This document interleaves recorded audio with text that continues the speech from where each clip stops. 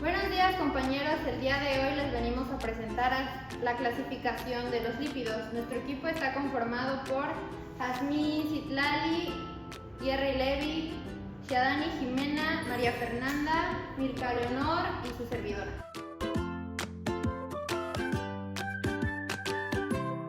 Los lípidos, al ser unas sustancias complejas, tienen distintos tipos de clasificaciones, por lo cual les voy a presentar 5 de ellas. La primera es la clasificación química, que es la más conocida, la cual se basa en las estructuras químicas de los lípidos. Se divide en simples, complejos y derivados. La segunda clasificación es la biológica, la cual se basa de acuerdo a la función que ejercen estos en el organismo. Son principalmente los estructurales, los de reserva energética y los hormonales. Tenemos su clasificación según su insolubilidad en el agua. Tenemos a los hidrófobos, los cuales son insolubles en agua, y a los amfipáticos, los cuales son solubles en agua. Como cuarta clasificación tenemos que se basa según su cadena de ácidos grasos, los cuales son los saturados y los insaturados. Y finalmente su clasificación según su origen, dentro de los cuales tenemos los animales, que son de origen animal, y los vegetales, que son de plantas. Ahora les vamos a hablar acerca de los lípidos simples. Los lípidos simples son moléculas orgánicas que están compuestas por carbono, hidrógeno y oxígeno, pero en comparación con los carbohidratos, los lípidos contienen menos cantidad de oxígeno. Los lípidos simples contienen una gran cantidad de energía para el organismo, y una característica importante de ellos es que son insolubles en agua. A continuación les voy a explicar la estructura de los lípidos simples. Bueno, su estructura está conformada por un glicerol o alcohol y 3 ácidos grasos. En la imagen que les voy a mostrar a continuación se los voy a explicar. Este es un triglicérido, y un triglicérido es un lípido simple. De este lado podemos ver a los gliceroles, y de este lado tenemos lo que son los ácidos grasos. Se preguntarán, ¿qué es un ácido graso? Bueno, pues un ácido graso va a estar formado por una larga cadena de carbonos saturados de hidrógenos, y en uno de sus extremos va a estar unido a un grupo funcional, carboxilo. Como podemos ver en la siguiente imagen, acá se encuentra la cadena hidrocarbonada, y de este lado tenemos al grupo carboxilo. Una característica de estos es que van a ser hidrófobos. Esto quiere decir que estas sustancias no se van a disolver en agua. Y por último les voy a dar algunos ejemplos de los lípidos simples, que en este caso van a ser las grasas y los aceites. Las grasas son ricas en ácidos grasos saturados. Estos van a tener una consistencia sólida o semisólida, y como ejemplo vamos a tener a la mantequilla. Por otro lado tenemos a los aceites, que los aceites van a ser ricos en ácidos grasos insaturados y van a estar en forma líquida. En este caso vamos a tener como ejemplo al aceite de oliva, al aceite de linaza, al aceite de girasol y al aceite de soya. Las ceras son un tipo de lípido simple que consiste en la unión de un ácido graso de cadena larga y un alcohol también de cadena larga. A diferencia de otros lípidos como lo son los triglicéridos, que tienen una función de energía primaria, las ceras lo que tienen es que son de protector e impermeabilizantes. Hablemos de las características principales, su estructura. Como ya se mencionó, son esteres de unión de ácidos grasos y alcoholes de cadenas largas de 16 a 30 carbonos.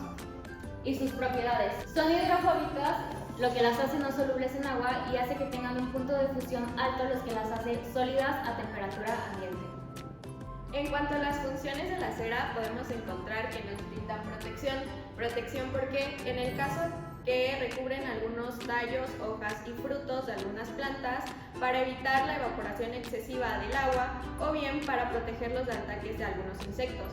También encontramos la protección en cuanto al cerumen del oído, porque evita que ingresen elementos externos para que nos pueda provocar alguna infección o algún malestar en el oído. En cuanto a su segunda función, encontramos el aislamiento y lubricación. Esto quiere decir, en algunos animales cuentan con glándulas que secretan cera para que pueda darle lubricación, protección y flexibilidad a algunos pelos, piel o bien plumas, para que estos puedan protegerse del agua. En cuanto a lo que es también la estructura, lo podemos encontrar en lo que es el aceite de esperma de ballena, el cual le brinda flotabilidad y ecolocalización en lo que es el espermaceti del cachalote. El cachalote es una ballena. Y en la última función tenemos lo que es reserva energética, que brinda esta función en lo que es el zooplancton polar. Continuando con los acilgliceroles, encontramos que son ésteres del glicerol con uno o más ácidos grasos que pueden ser iguales o diferentes entre sí, al igual que encontramos que una molécula de glicerol puede llegar a reaccionar hasta con 3 ácidos grasos, de la cual derivan las 3 clasificaciones principales de los acilgliceroles, en donde encontramos los monoglicéridos, los cuales solo tienen una molécula de ácidos grasos adheridos a la glicerina.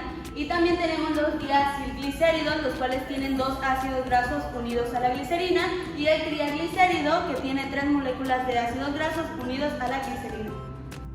En los cuales podemos encontrar que los triacilglicéridos son consideradas grasas neutras, apolares e insolubles en agua. Y continuando con los monoacilglicéridos y diacilglicéridos, podemos encontrar que tienen una débil polaridad, esto debido a los radicales hidroxilos que dejan libres en la glicerina.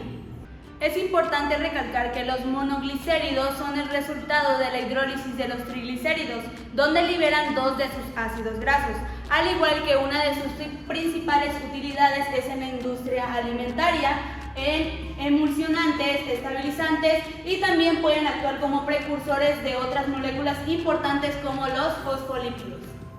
En el caso de los diacilgliceroles encontramos que es una molécula lipídica simple intermediaria de la síntesis de los fosfolípidos pertenecientes a los grupos de los glicerofosfolípidos o fosfogliceroles, que comparten una característica en común de poseer una molécula de glicerol como esqueleto principal.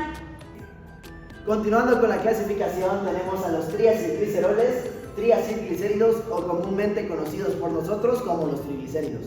Recordemos que estamos hablando de enlaces éster, es decir, es un producto de un ácido, que en este caso es orgánico y es un ácido graso, unido a un alcohol, que en este caso es el glicerol.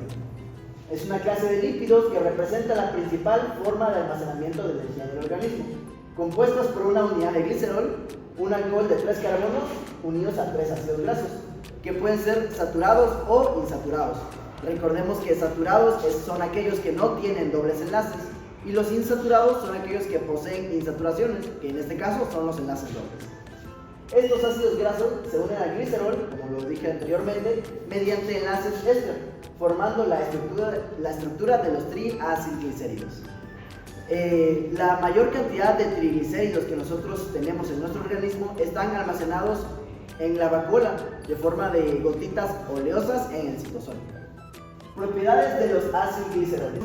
Como ya vimos anteriormente, los acilgliceroles se dividen en monoacilgliceroles, diacilgliceroles o triacilgliceroles. Y tenemos algunas de sus propiedades: la falta de capacidad de interactuar con el agua, su densidad y su punto de fusión. Vamos a profundizar en cada una de ellas. Ok, perfecto. La falta de capacidad de interactuar con el agua.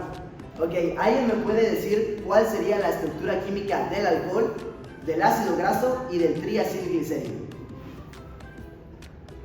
Ok, esta sería la estructura del glicerol, que en este caso sería el alcohol. Esta sería la estructura del ácido graso que hemos estado viendo. Y por último tenemos la estructura del triacilglicérido. Necesito de su atención, la máxima atención posible, porque en este caso comprendemos el por qué los triacilglicéridos tienen esta falta de capacidad de interactuar con el agua. Como podemos observar, aquí está la estructura química del glicerol, la cual tiene los grupos OH, que en este caso son grupos hidroxílicos, ¿no? Estos grupos sí pueden interactuar con el agua. Y por otro lado tenemos al ácido graso, que de igual forma tiene este grupo OH. Nosotros, al hacer la reacción de esterificación, que recordemos que una reacción de esterificación es la reacción por la cual se forman ésteres. Y recordemos otra vez que los ésteres es el producto de un ácido, que en este caso es orgánico, con un alcohol. Entonces, tenemos ambas estructuras químicas, ambas con su grupo OH, que al momento de hacer nosotros la reacción de esterificación, obtenemos la estructura química de un triacilglicérido. Y si se percatan, perdimos este grupo H, solamente nos quedó un oxígeno. Perdemos un átomo de hidrógeno, otro átomo de hidrógeno y un átomo de oxígeno, lo que nos da como resultado H2O. Es por eso que al momento de hacer esta reacción de esterificación, nosotros ya no tenemos un grupo H que pueda interactuar con el agua, lo que hace que tenga esta falta de capacidad de interactuar con el agua. Continuando, tenemos las variables que afectan la solubilidad. Tenemos dos, la cual es la longitud de la cadena y las insaturaciones. Como bien habíamos repasado, el ácido graso tiene una cabeza polar, la cual es hidrofílica, y una cola apolar, que es hidrofóbica. Para repasar estos conceptos, recordemos que hidrofóbica son aquellos que repelen el agua, y hidrofílica es aquella que sí puede estar en contacto con ella. Entonces tenemos que entre más larga la cadena, menos solubilidad. ¿Qué quiere decir esto? Si nosotros alargamos esta cola polar, que posee esta característica de repeler el agua, va a ser predominante en comparación con la cabeza polar, que es hidrofílica. Esto nos concluye que entre más sea larga la cadena de este ácido graso, menos soluble va a ser en el agua. En contrastación con las insaturaciones. Las insaturaciones en este caso son los dobles enlaces que hay en la cadena de este ácido graso.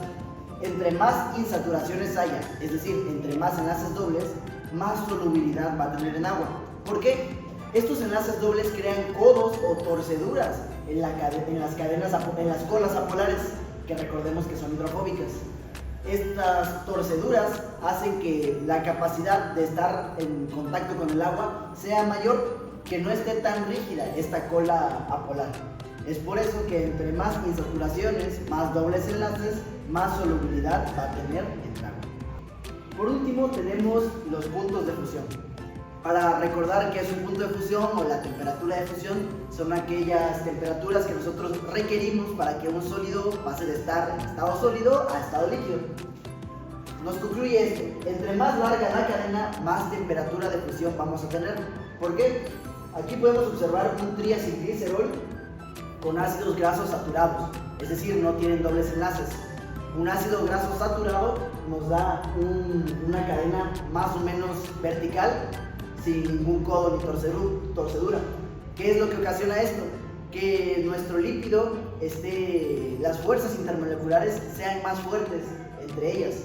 Y para poder romper estas fuerzas intermoleculares y convertir este sólido a un líquido, vamos a requerir más temperatura. Es decir, entre más sea la cadena más larga, más temperatura de fusión vamos a requerir. En su contraparte tenemos a un triacilglicerol con ácidos grasos insaturados. Recordemos que las insaturaciones, que en este caso son los dobles enlaces, crean codos o torceduras en la cadena del ácido graso. Entonces, entre más insaturaciones, es decir, más dobles enlaces, menos temperatura de fusión vamos a requerir. ¿Por qué? Porque al momento de nosotros crear estas torceduras, creamos una dispersión, creamos debilidad en la cadena, no la tenemos tan rígida. Esto pues deriva en que si nosotros recordamos cómo están las moléculas del sólido, de los líquidos y de los gases, recordemos que en los sólidos están muy juntas, en los líquidos más o menos, y en los gases están casi totalmente separadas. Entonces, como aquí podemos ver, están pues más o menos separadas, por lo cual entre más insaturaciones tengamos, menos temperatura de fusión vamos a requerir para pasar de un estado sólido a un estado líquido. Y bueno, esto sería todo en cuanto a los lípidos simples. Esperamos que les haya gustado el video y que les sirva mucho. ¡Hasta luego!